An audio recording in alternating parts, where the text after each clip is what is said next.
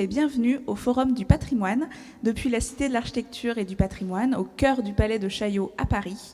Ce forum est organisé par le magazine Atrium et Atelier d'Art de France, avec le soutien de la Fondation France Bois Forêt pour notre patrimoine.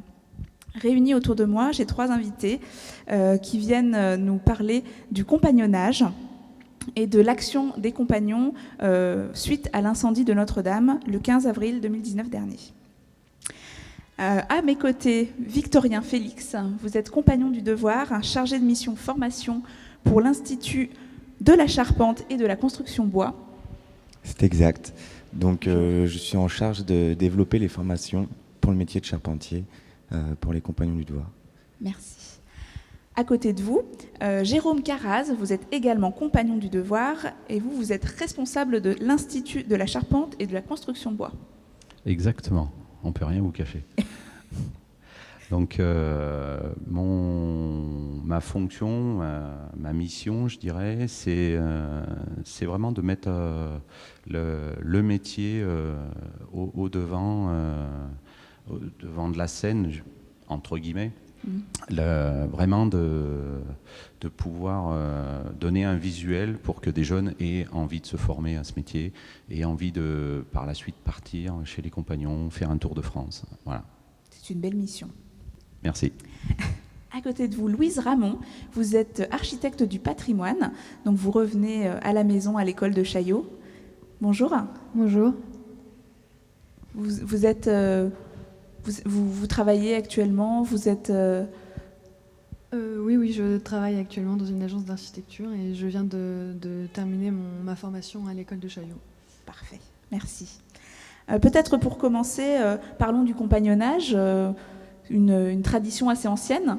Comment est-ce que ça se passe aujourd'hui quand on veut être compagnon du devoir ? Eh bien, comme dans le temps, il faut faire un tour de France. Il faut déjà se former initialement au métier.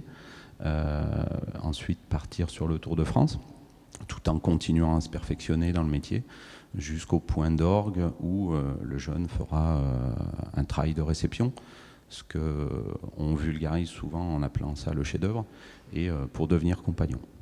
Voilà. C'est assez long comme formation ? Ça dépend les métiers, mais pour les charpentiers, ça peut tourner entre 6 et 10 ans. D'accord. Et les compagnons forment sur combien de métiers aujourd'hui ? Au sein de l'association ouvrière des compagnons du devoir, on a 32 métiers. D'accord. Très bien. Ça fait pas mal. 6 filières, oui. Les métiers de la bouche, du vivant, du bâtiment, les matériaux souples, j'en oublie encore sur les 6 filières, les métiers de l'industrie, mais voilà, on essaye tous de travailler main dans la main, d'avancer, contrairement à ce qui se faisait dans le temps où chaque métier faisait son tour de France à part entière. Aujourd'hui, on est tous mélangés au sein d'une maison, d'une communauté, et c'est ce qui permet de créer cette émulation. D'accord. Et donc il y a plusieurs maisons réparties un peu partout en France, et les jeunes peuvent découvrir des nouvelles techniques, rencontrer aussi des compagnons comme eux ? Tout à fait. Tout à fait. On a une 60aine de maisons sur toute la France et on va même au-delà de nos frontières de l'Hexagone ou même de l'Europe, puisqu'on a des jeunes qui sont dans le monde entier, dans leur Tour de France. Et ils vont se perfectionner aussi à d'autres techniques, d'autres cultures, et tout à travers le voyage et la découverte de tous ces territoires. Ce matin, on va parler un peu plus bois. Donc, pour la formation de charpentier, comment est-ce que ça se passe ? Vous voulez un cursus, on va dire, général ? Oui. Et puis, quels sont les apprentissages essentiels ? Par quoi passe forcément cette formation de charpentier ? Ça va passer par un CAP de base. Ensuite, on a une période de perfectionnement pendant 3 ans, où là, on va se former pour le diplôme du BP. Et une fois ce BP en poche, en général, c'est l'heure de devenir compagnon. Et après ce BP-là, on a une formation supérieure, donc ce qu'on appelle un DUST, ou une formation interne aux compagnons du devoir. Et donc ce DUST peut nous amener à devenir conducteur de travaux, chargé d'affaires. Donc c'est de A à Z. Oui. on leur apprend même après peut-être à ouvrir leur propre entreprise. Bien sûr, Ouvrir oui. leur entreprise. On a un service qui est en charge de ça, si on le souhaite, pour monter une entreprise.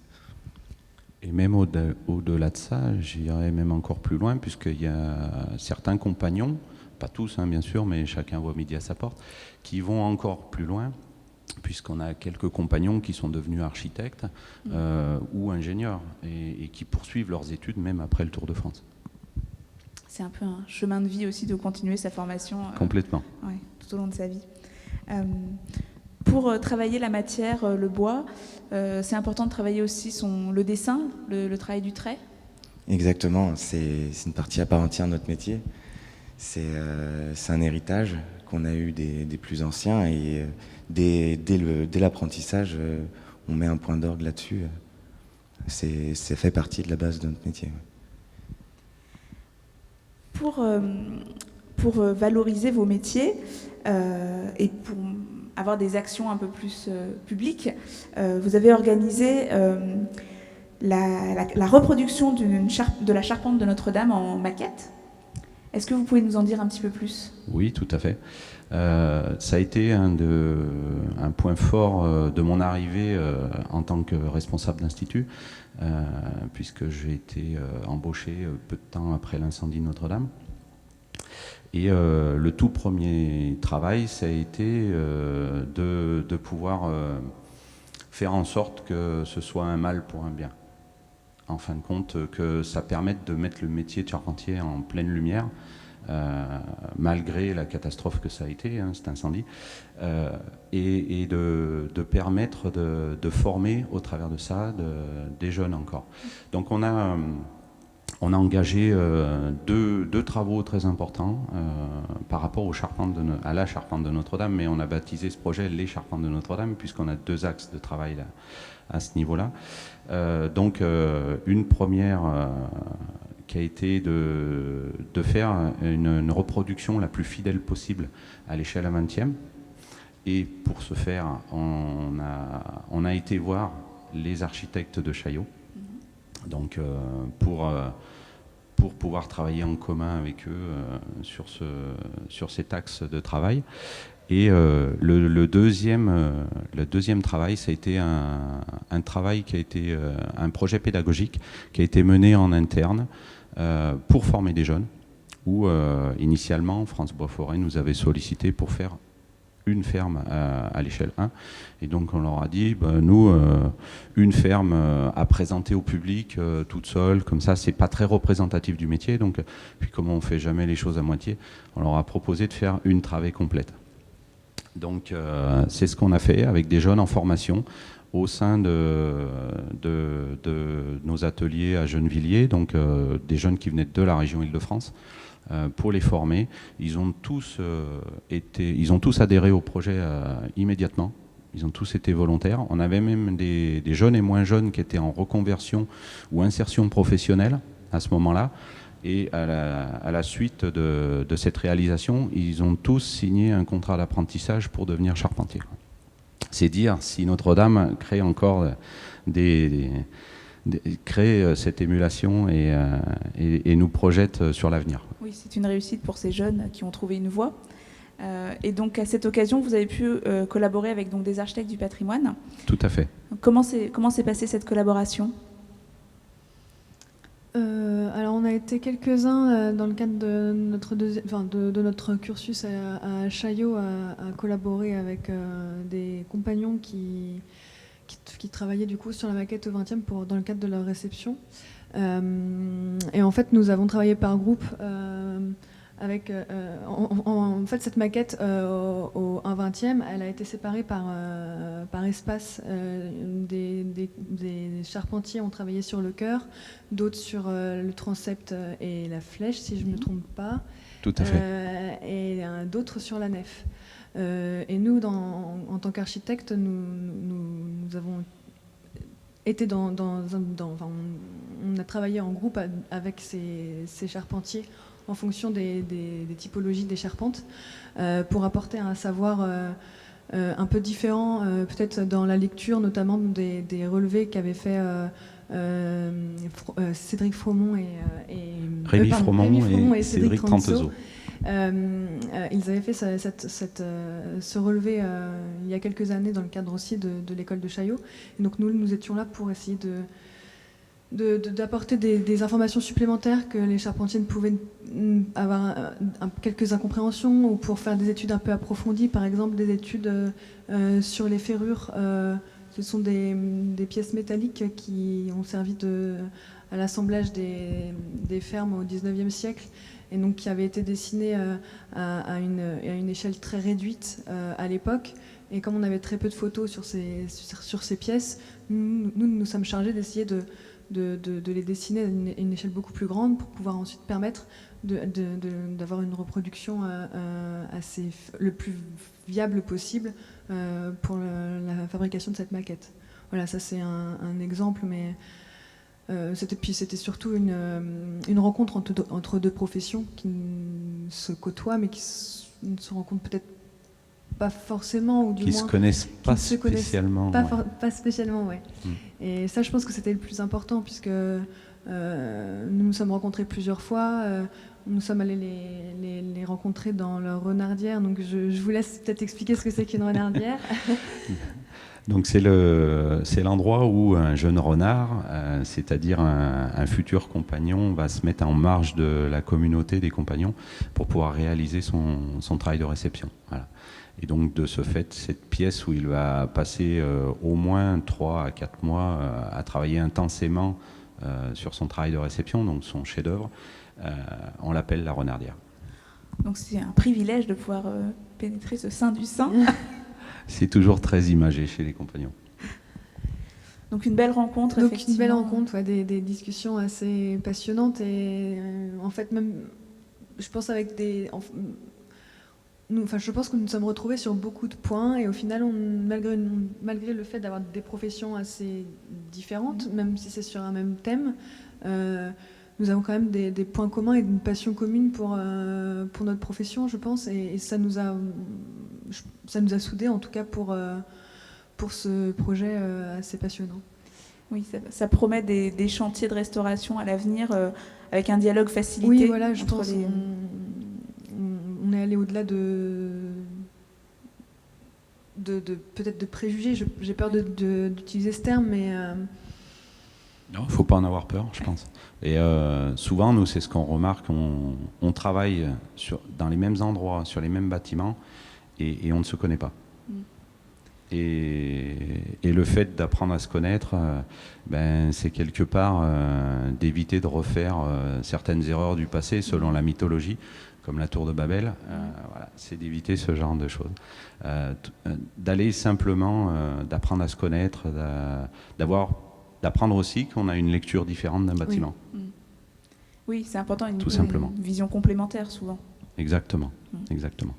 Le projet de reproduction de la charpente, c'est un projet qui amène une exposition qui sera peut-être itinérante. Qu'est-ce que vous en attendez de ce projet ? Oui, tout à fait. Alors, au-delà d'une seule et simple maquette qui était faite à l'échelle à 20e, on a eu d'autres projets qui se sont greffés dessus, toujours sur le thème de Notre-Dame. Et donc, à l'issue de ça, donc avec les Chaillotins, qui nous ont proposé une scénographie et donc une exposition complète.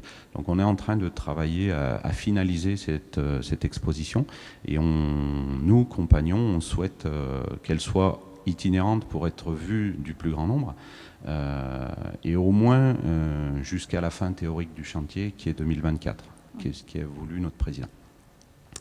Donc à partir de là, on va au mois de décembre proposer une avant-première à nos partenaires, sans qui on n'aurait pas pu réaliser tout ceci, bien sûr aussi. Pour nous, ça va nous permettre de faire un assemblage à blanc, une mise en place à blanc, d'avoir un petit peu la jauge de mise en place, de démontage, etc. Et puis en même temps, sur cette avant-première, pour nos partenaires, on souhaite également créer une convention un petit peu plus dans le marbre avec Chaillot, avec l'école de Chaillot. de manière à ce que ces interactions de formation, elles puissent se pérenniser dans le temps, tout simplement, parce qu'on voit l'importance que ça a et tout ce que ça amène. Est-ce que toutes ces actions, elles vous permettent de remplir plus facilement les centres de formation? Est-ce qu'il y a un regain d'intérêt pour le patrimoine? Il y a un petit peu de ça, mais pas que. Il n'y a pas que ça, je dirais quand même. Mais oui, ça nous permet aussi de montrer que le compagnonnage, eh ben, il fait partie intégrante du patrimoine, hein, puisqu'on est les différents compagnonnages français sont quand même reconnus au patrimoine culturel immatériel de l'UNESCO. Mais au-delà de ça, on est toujours on veut montrer qu'on est toujours présent, qu'on est toujours là, et que oui, le patrimoine, on s'en sert, mais on va au-delà, on va bien plus loin que le patrimoine, enfin bien plus loin que ça. On essaye de voir aussi sur l'avenir.